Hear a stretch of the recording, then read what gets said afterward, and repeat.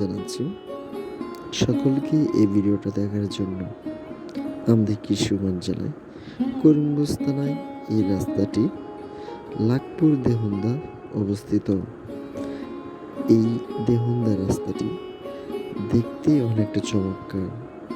এই দেহন্দাতে রয়েছে অনেক প্রকারের গাছগাছরা, যেখানে দেখার মাঝে কিছুটা অবশ্যই চোখ জুড়িয়ে যায়।